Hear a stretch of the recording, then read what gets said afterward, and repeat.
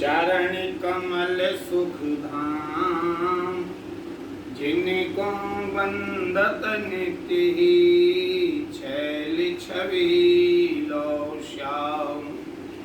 हरि हृदय अक्षर बीज ऋषि, वंशी शक्ति सुवंश। नख सख सुंदर ध्यान धर, जय जय श्री हरिवंश। आज आपके लिए श्री रासदास जी, गोस्वामी कमल नयन जी, गोस्वामी किशोरी लाल जी आदि के चरित्रों पर थोड़ी सी चर्चा करने का प्रयास करते हैं। दामोदर जी का चरित्र कल आपको सुनाया था। इनके ज्येष्ठ पुत्र थे रासदास। आपकी जन्म तिथि जो मिला करती है वो भादों शुक्ला अष्टमी यानी राधाष्टमी, विक्रम संवत 1656। आप अपने पिताजी के तरह ही भावना में डूबे रहा करते थे। कुछ दिन श्री वृंदावन में निवास करते और कुछ दिन श्री प्रिया जी का जो ग्राम है बरसाना चले जाया करते थे, वहां निवास किया करते थे।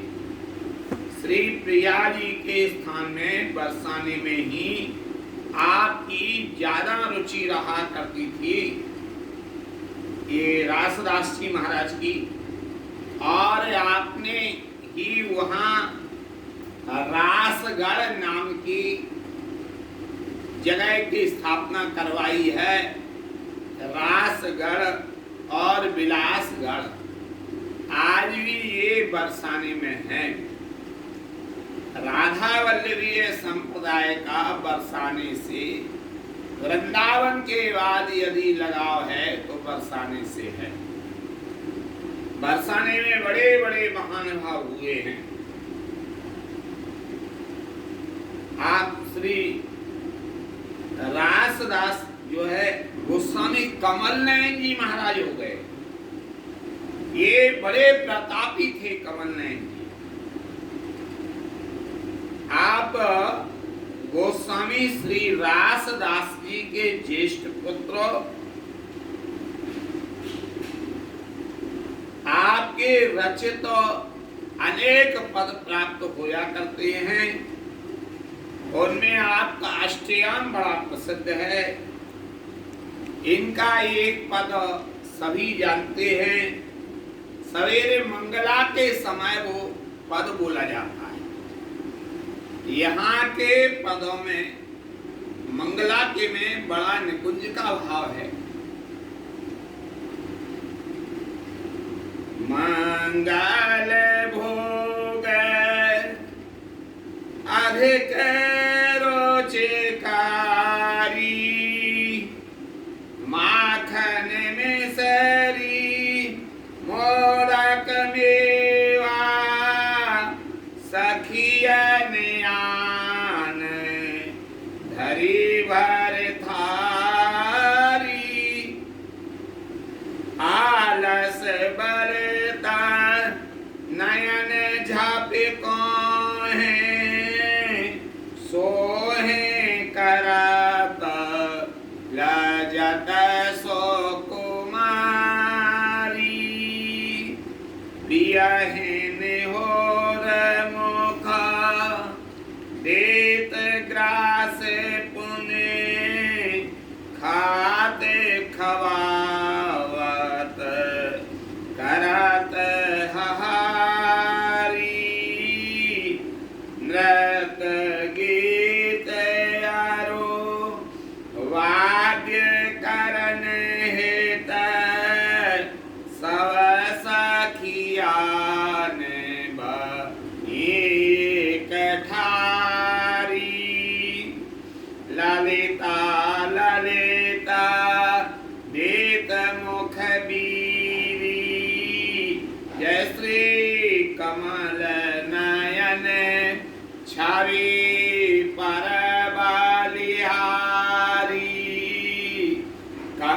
कमल नयन छवि परवरहारी।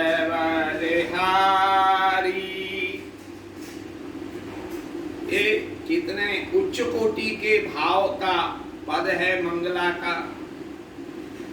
पहले राधा वल्लभी स्थलों में इन रसिक महान भावों के ही पदों का प्रयोग हुआ करता था, अब भी होता है। प्राचीन जितने पुरानी जगह हैं सभी जगह, पता नहीं ये सेवा कुंज में ये कब से चालू हो गया कि माखन खा गयो बिहारी मेरो हंस हंस के।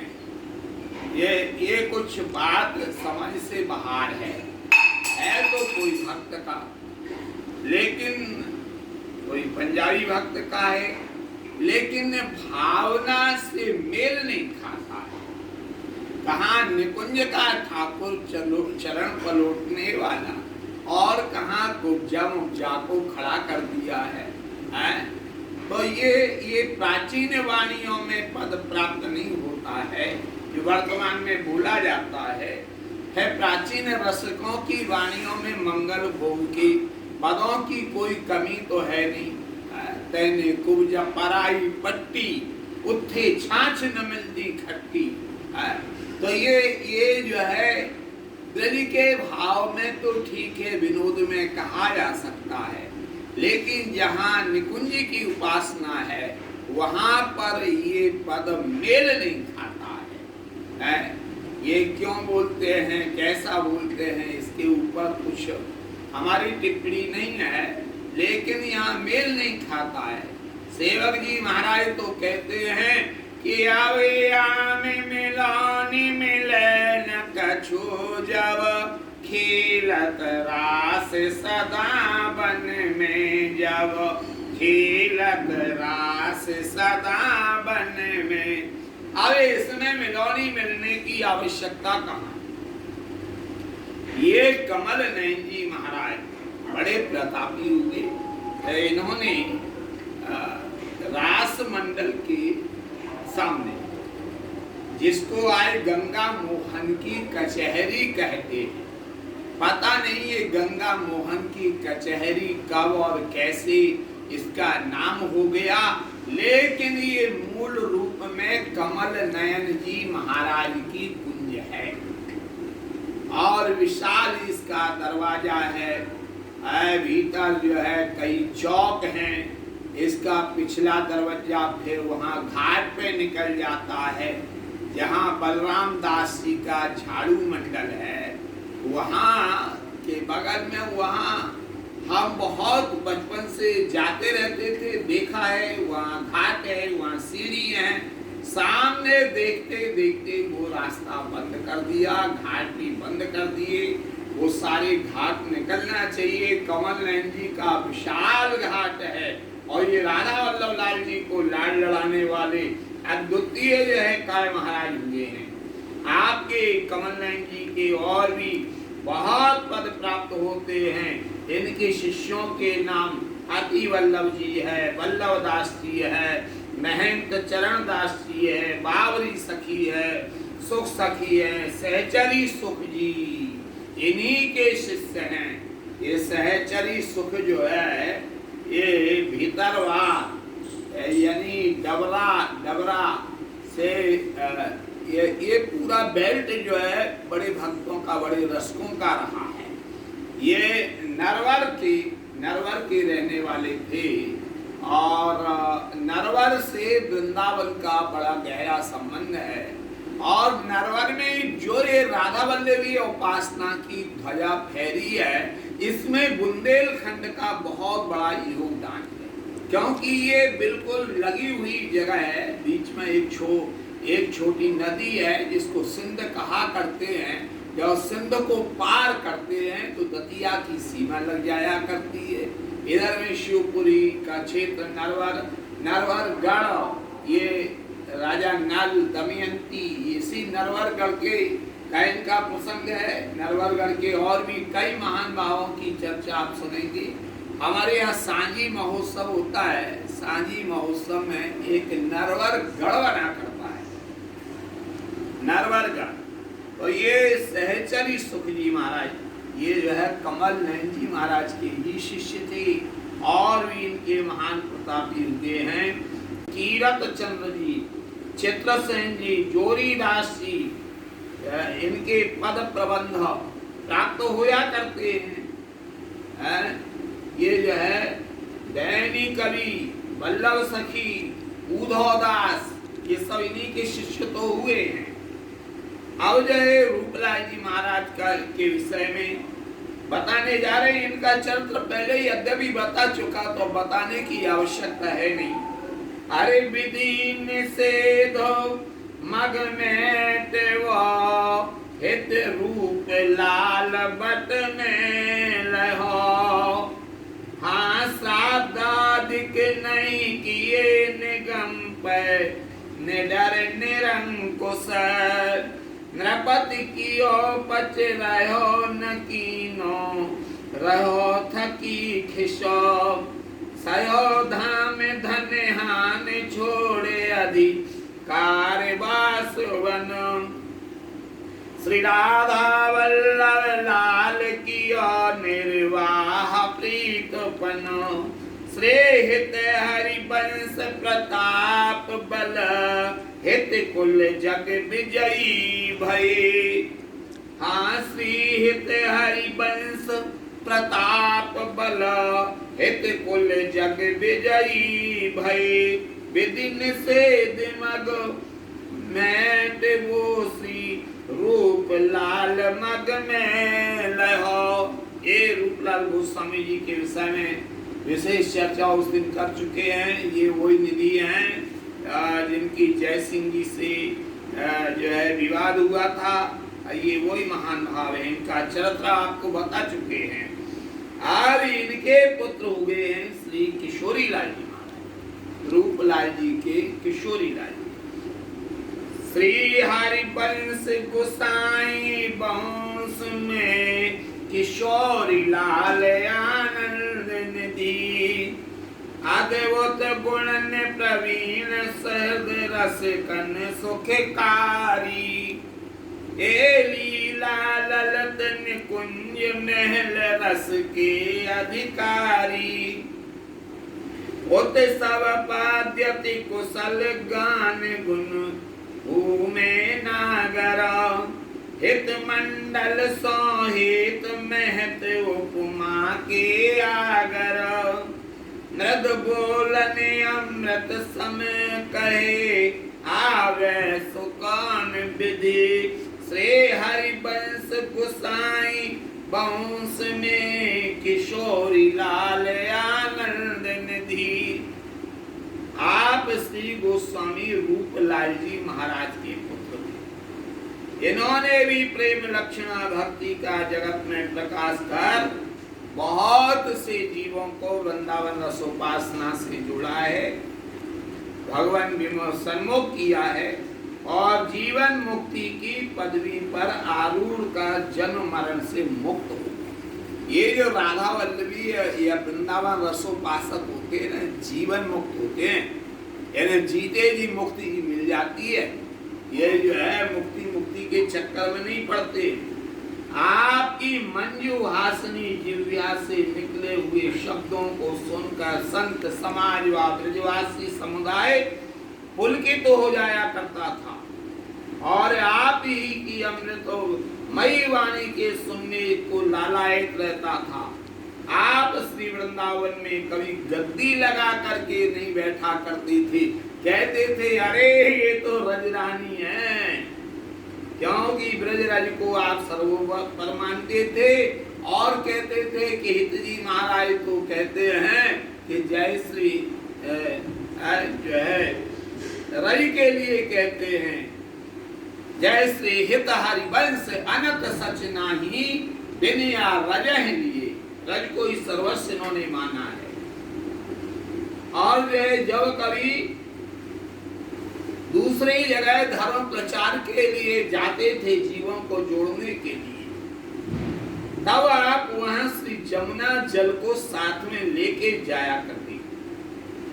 एक समय आप गुजरात पधारे, वहां आप का के शिष्य रहा करते थे जिनका नाम था लल्लू भाई। उसने जब सुना कि श्री महाराज जी पधारे हैं तो उसने पधरामनी की, सार सामग्री तैयार करा करके और 1.25 लाख रुपया भेंट के लिए लेकर के बंधु बांधवों के साथ महाराज जी को बड़े समारोह के साथ पधरामनी के लिए गए और प्रार्थना की। तब श्री महाराज पालकी में बैठ अपने संतों को साथ लेकर इनकी के साथ चलने लगे। रास्ते में एक डोकरी मिल गई, वो हाथ जोड़ के खड़ी थी, उसके पास कोई द्रव्य नहीं था और मन में ये लालसा थी, कह नहीं पाई कि महाराज जी हमारे घर पधरामनी कैसे होगी, लल्लू भाई के पास तो 1.25 करोड़ रुपया है, मेरे पास कहाँ है, मेरे पास क्यों आएंगे। पता नहीं महाराज जी को कैसे ही पता लग गया। बीच में ही पधरामनी की शोभा यात्रा रुकवा दिए और उतर के वो डोकरी के घर चले गए। इसमें लल्लू भाई को थोड़ा सा अच्छा नहीं लगा। लल्लू भाई कहने लगे, अरे मैंने तो इतना रुपया खर्चा किया महाराज जी की पधरामनी के लिए और देखो तो सही हमारा मनोरथ था और ये देखो 1 रुपए के कारण ये डोकरी के घर चले गए। महाराज जी तक ये बात कानों में पहुंच गई। बस उसी समय महाराज जी बोले, तुरंत वापिस वृंदावन चला जाए, हमको लल्लू भाई के यहाँ नहीं जाना है। महाराज ने वापिस जो है यात्रा लौटा दी और कहा कि यहाँ के पुरुषों ने हमारे स्वरूप को नहीं जाना, हमको लोग ग्रस्त समझ करके रुपया का गर्व किया। हम लोग केवल मनुष्यों के उद्धार करने को ही आते हैं, द्रव्य लेने के लिए नहीं आते हैं। अज्ञानी पुरुष हमारा अपना उद्देश्य जो मानते हैं वो धन कमाना मानते हैं, इसीलिए दिन रात संतों का संग करते हुए भी और इनका अहंकार नहीं जाया करता है। ऐसा कहे आप वहां से वृंदावन के लिए चलने को तैयार हुए।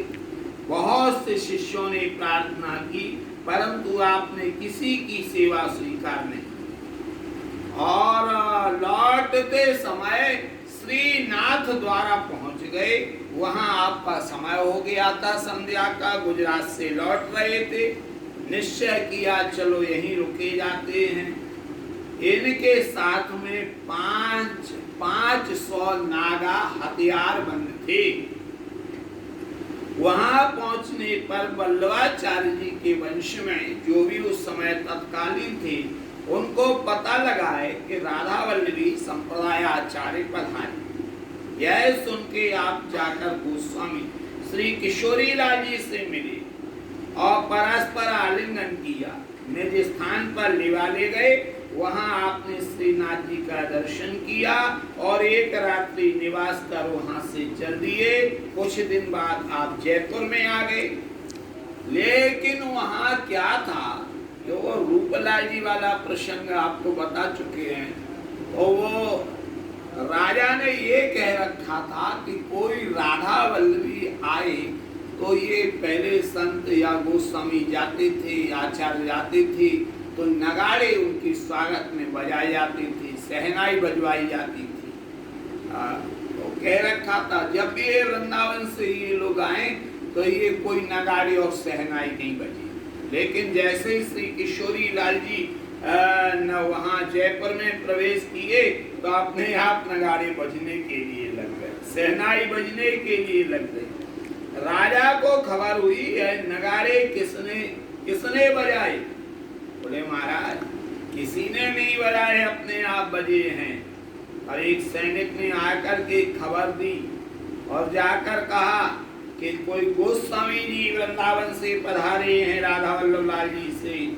उनके आते ही ये डंका जो नगाड़े के पड़े थे वो अपने आप बजने लग गए और जो शहनाई वहाँ रखी हुई थी ये जो है अपने आप लहरा लहरा के बजने लगी। हमारे आंखों देखी बात है। यह सुनकर के आए तो सास समाज के साथ राजा आए और कहा, अच्छा ऐसी बात है तो हमारे सामने ये नगाड़े बजना चाहिए। और उस समय राजा के आते ही फिर नगाड़े बजना चालू हो गया। तो राजा का सारा अहम चला गया और राजा इनके चरणों में पड़ गए। ऐसा प्रभाव था हमारे आचार्यों का। ये राजा बड़े विस्मित हो गए और कहा, अब जो है वल्लभ लाल की विमल ध्वजा फैरन, भगवत धर्म जीत के निज प्रेमा ठहरन। यह सुन के एक नागा ने नगाड़े के पास जो है आकर के कहा कि अरे ये तो आज प्रकट चमत्कार है। ये देख कर के राजा भी विस्मित हो चुके थे। पुनः जो है महाराज जी इनका सम्मान प्राप्त करने के बाद फिर आप वहाँ इनको रोक लिया था, जयपुर विराजे थे। और उसके बाद फिर ये नागाओं को लेकर के और एक वहाँ जयपुर के पास में नीम का थाना है, वहाँ जमात स्थापित की गई थी। आज भी है नीम का थाना। वहाँ राधा वल्लभी साधु बहुत रहा करते हैं, निर्मोही। आप तक वहाँ पर रहते हैं। महाराज को गांव जागीर में दिए, जिनमें से कि जटवाड़ा आदि अभी तक चला रहा है। आप यहाँ से कुछ साधुओं को लेके वृंदावन पधारे और राधा वल्लभी निर्मोही महात्माओं को आज्ञा दी, तुम सभी रास मंडल पर ही डटे रहो। सभी रास मंडल पर विराजमान हुए। रास मंडल पर जावसे अभी तक वहां पर ये अखाड़ा स्थापित है। इधर लल्लू भाई भी वृंदावन आए और आके महाराज जी से अपराध क्षमा करने की प्रार्थना की है। आज्ञा हो तो राधा वल्लभ लाल जी का नया मंदिर बनवा दें। तो ये तो सरल होते हैं। महाराज जी ने आज्ञा दे दी, बोले तुमको अहंकार हो गया था इसलिए लौट आया था मैं, कोई बात नहीं। मंगल में आया है। करत जीवन सहन निंदक तिनहु पे अनुग्रह कियो। ऐसी निंदा जो किया करती थी, जो सहन नहीं की जा सकती, उन पे भी कृपा की है हित जी ने, ऐसा सेवक जी कहते हैं। आज इन्होंने मंदिर का निर्माण करवाया, जो लाल पत्थर का मंदिर है, सुंदर दास जी के द्वारा बनाया गया। उसके बगल में जो नया मंदिर बना है, जिसमें आजकल राधा वल्लभ लाल जी विराजमान हो रहे हैं, ये लल्लू भाई ने ही बनवाया था। ऐसा कई महान पुरुषों ने कहा। श्री परमानंद जी नागार्जुन ने अपने नित्य हित मंडल यात्रा और सेवा कुंज परिक्रमा में भी इसको विस्तार से लिखा है। बाद में ये जो है आजकल यहाँ पर ये जो छोटी सरकार और बड़ी सरकार है, इसका संभवतया लल्लू भाई ने ही इसका निर्माण करवाया था। आपके मुख्य शिष्य धनराय बने का हरिनाथ जी, श्री हरिलाल व्यास, जिन्होंने सेवकवाणी की टीका की है, लेकिन राधा रसदा नदी की तीन टीकाएं की हैं। एक लघु है, एक मध्य है, एक बृहद है, जिसका नाम रस कुल्या टीका है। रस कुल्या टीका राधा सुधा नदी की, वो ये हरिलाल व्यास ने की है। किशोरी लाल जी के शिष्य थे। प्रियादासेन का चरित्र जहाँ तक लिखो सुथोर, कौन वंश सुत कौन के रस के बिलो के गौर। अरे भाई, मूल बात तो ये है कि ये सबका प्राकट्य जो हुआ है, प्रियालाल के दर्शन कराने के लिए, गौर चरणों से प्रीति जीव की जुड़वाने के लिए इनका प्राकट्य का मुख्य लक्ष्य है। जय जय श्री हरिवंश, जय जय श्री हरिवंश।